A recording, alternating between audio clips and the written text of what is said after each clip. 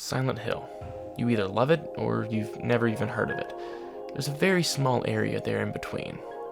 Silent Hill's fans are some of the most dedicated and attached fans to any game franchise, which begs one major question.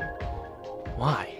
Not only why, but also, as a series that's been practically dormant without a mainline entry in 10 years, it has me and many other people asking, what happened? No. That's not my thing. Let's try something different.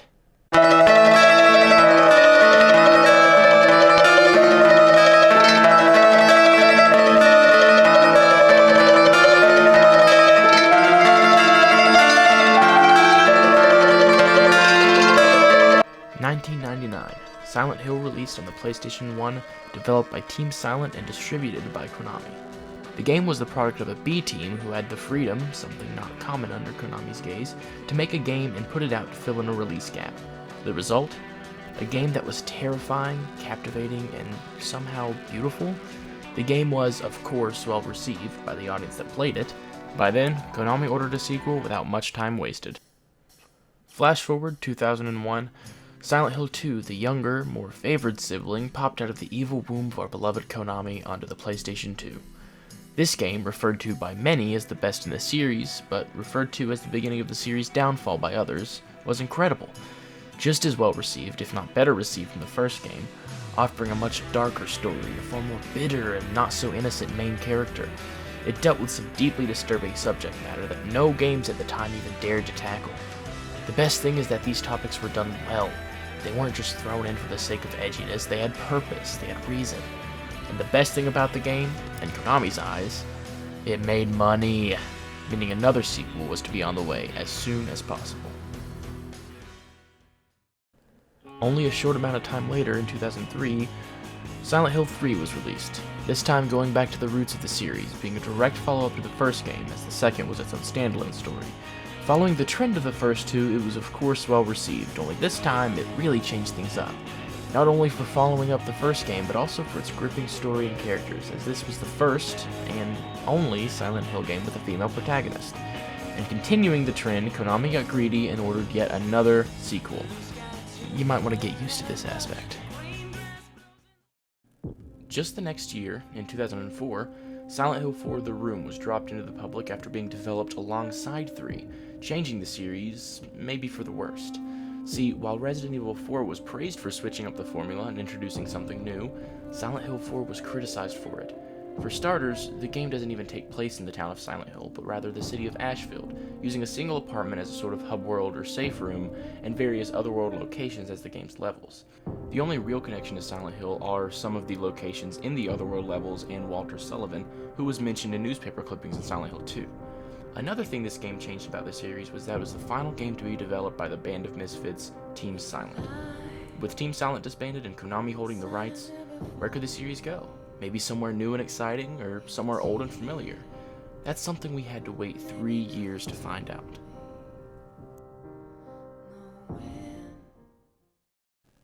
A year before there was a new game, the world was given a Silent Hill movie in 2006, something that brought a somewhat new life to Silent Hill.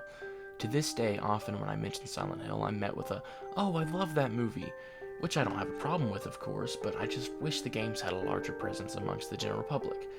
The movie was pretty good for what it was. It of course had its issues with some cheesy writing, and really stupid decisions like putting Pyramid Head in a movie based on the first Silent Hill game, but this all can be talked about another day. Let's get back into the games. 2007, the first Western Silent Hill game not to be developed by Team Silent was released. Silent Hill Origins, a prequel to the first game, revisiting characters and occurrences before Harry Mason found his way into the quiet town. This game wasn't loved by everyone. While critics enjoyed the fear factor and the impressive function on the PlayStation Portable, fans felt that the story and gameplay was rather sloppy and was more confusing linked to the first game's story rather than an important link. The next year, after being handed over to yet another developer in 2008, we were cursed with Silent Hill Homecoming, and to put it nicely, this game is a disgrace to everything Silent Hill is. It's got a terrible story, ridiculous inclusions of monsters for the sake of familiarization,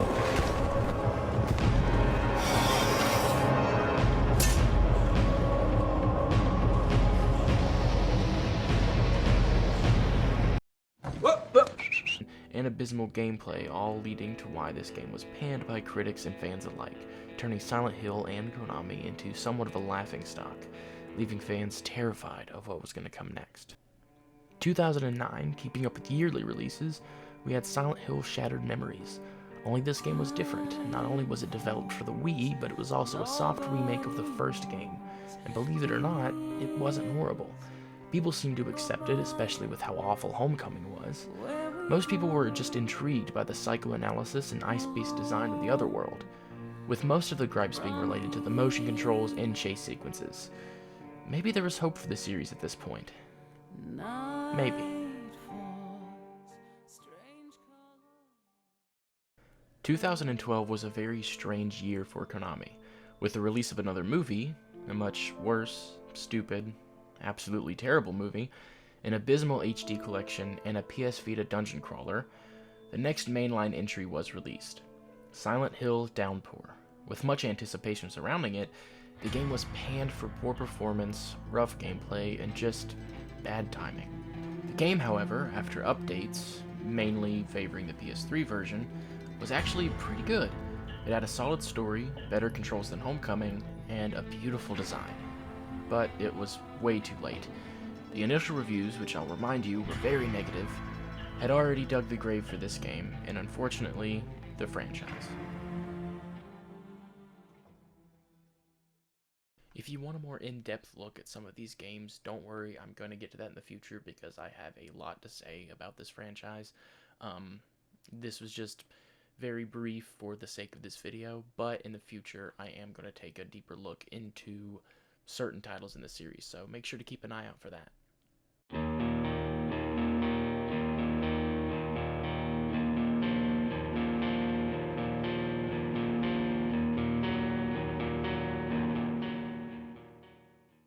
So after such a rough year, Silent Hill had practically been put to rest.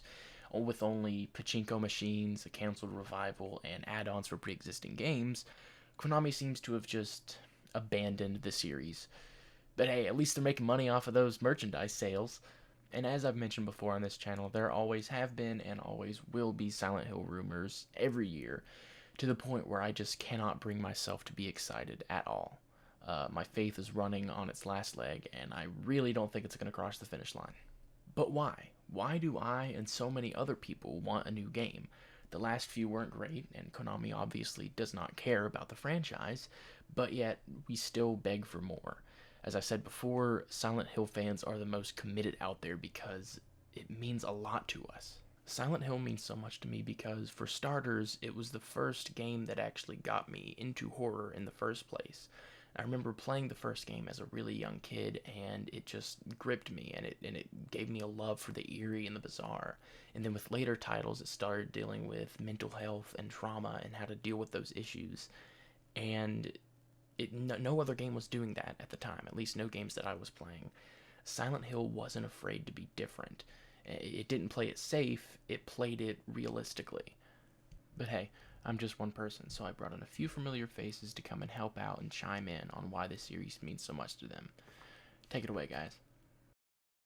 Hey, what's up, guys? Jared from Avalanche Reviews here, and Silent Hill, to me at least, represents a little more than an old PS1 game I played as a teen.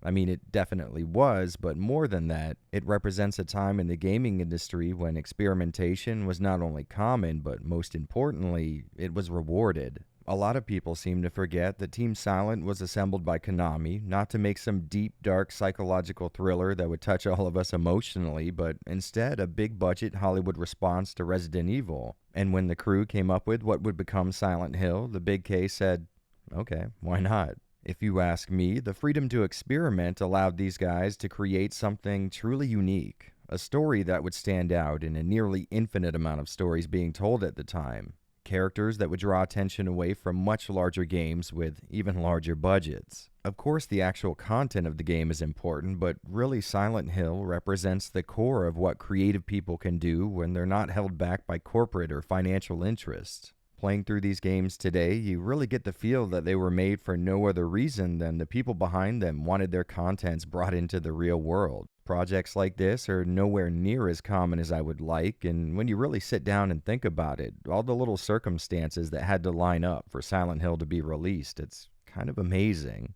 And I sat down here to record some of my thoughts on this incredible series, but instead of talking about how Heather Mason might be the most relatable video game character I've come across in all my years, or how SH2 to me is the most emotionally honest game ever pressed to a disc, two very true things, by the way, I just couldn't help but appreciate the people who crafted these experiences. So maybe instead of singing the praises of the Silent Hill series, I'll use my time here to give thanks to a group of people who had a real impact on me, and I'm assuming most of you watching this. That being the case, here's to Team Silent, a group of misfits and outcasts making video games for people like them. I'm fairly positive that all of us wouldn't quite be the same if they hadn't taken a chance at creating something truly special, but luckily they did, and I'm happy to say that is exactly what we're left with. Hi, what's up? My name is Eli. I will be your guide through all things retro and horrific. And today I get the absolute pleasure of talking about what Silent Hill means to me. So I first delved into the series when I was about 11 years old. I was in middle school and I Googled the top scary games to play. And really, I was just doing kid stuff. I was looking for something that would just scare me. I really wasn't ready for the adventure that I was about to go on. And so, sure enough, Silent Hill popped up on the list, and I thought I would start with the first one. My brother helped me get an emulator going, and the rest was history. I played through a very buggy emulation of Silent Hill 1, and while I was expecting to be scared, I felt like for the first time a franchise understood me and I was hooked. There was absolutely no going back. I remember so clearly the story of Alessa just resonating so deeply with me. And I'm chronically ill. I have been struggling since I was about 6 years old from severe refractory Crohn's disease, and with that has caused many other complications and a lot of emotional turmoil as well. So I was actually pretty close to the age that Alessa was when the ritual failed.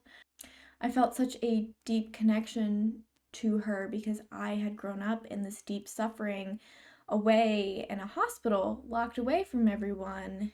And, as a child at that point, even though I had only been sick for a few years, now I'm 23, I was 11 then, I had never seen my rage and my yearning to be understood and my yearning for love and human connection displayed so poetically in a game. And so much of that came through with Alessa. And so much of her suffering mirrored so much of my suffering. And at the time, as a very angsty teenager, preteen, I wanted to be able to show people how angry I was and how alone I was. And I wanted other people to see that and feel that. Of course, as an adult, that's very much so not what I wanted. But as a kid, it was something that I just wanted to feel so validated in. And I related to the way that Alessa went about displaying that. And when it came to the end, when it finally all comes together that Alessa had split her soul in two with the hope that part of her would at least get to have a happy life, it broke me because there were so many desperate ways that I wish that I could have broken myself into pieces and that I could have had part of me be happy and be safe. And that's something that's profoundly affected me and that I've carried with me my whole life. And so my kinship with Alessa and Cheryl and Heather has always been very tight-knit. Um, and then playing Silent Hill 2, what a contrast, what a similar topic. Chronic illness and disease and resentment and anger and love and fear, all of these really beautiful things, but displayed in such a staunchly different way. It's a storyline that has stuck with me more now that I'm an adult, now that I am married, now that I am in love and in relationships and struggling with that damn disease, this incurable disease that at times takes away my beauty and my, independence, and that turns me into a person that I don't always want to be. I understood her. And on a semi-lighter, semi-funnier note, it did give me my biggest fear. When I got to the end of that game and I found out that James smothered his wife with a pillow, I was like, okay, so that's what's gonna happen to me. Someone's gonna get fed up with me and smother me with a pillow. That's been my biggest fear since I played Silent Hill 2 when I was younger. But in all seriousness, I mean, there was a realness and a rawness that stuck with me, that showed the reality of illness and the resentment that's formed, even though it's not always a just and great thing. The ill aren't the only one who's affected by this, but their loved ones. And though I especially don't agree with how James dealt with it, it's a fascinating truth that sometimes resentment is harbored during suffering. And to this day, I can't, like, my chest gets tight thinking about it. I can't get through that end part of Silent Hill 2 when you're walking in the hallway and listening to Mary, because how many times have her words been my words?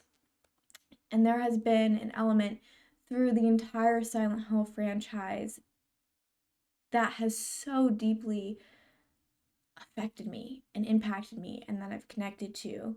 And that's why I've spent my adult years, my adult money collecting, old magazines, old games, and preserving this franchise, because it is one of the most beautiful things in my life. It's one of the most beautiful franchises that has so fully understood me and so many others. And I could go on forever talking about how much this franchise means to me, but I will wrap it in a neat bow there.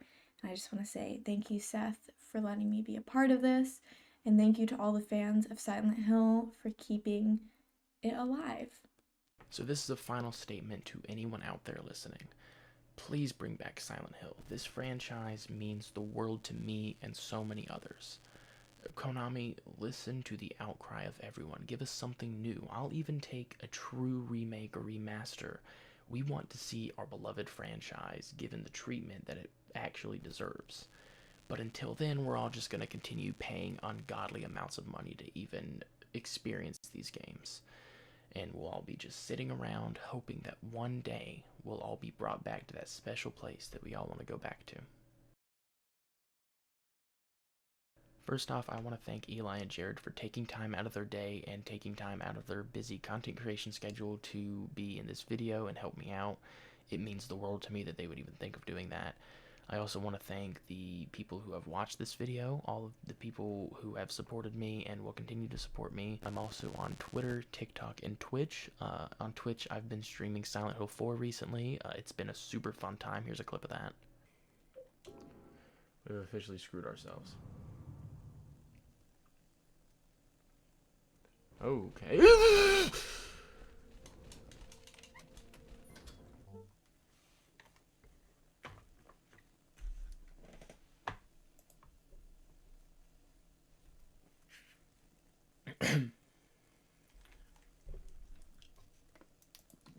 All of these links can be found in the description of this video, as well as the links to the people who helped me out with this video. Go follow them, show them your love and support, because they truly deserve it. They make amazing content, and it's an honor to have them on my video.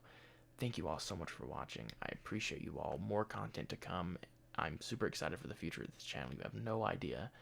Thank you so much, and I'll see you next time.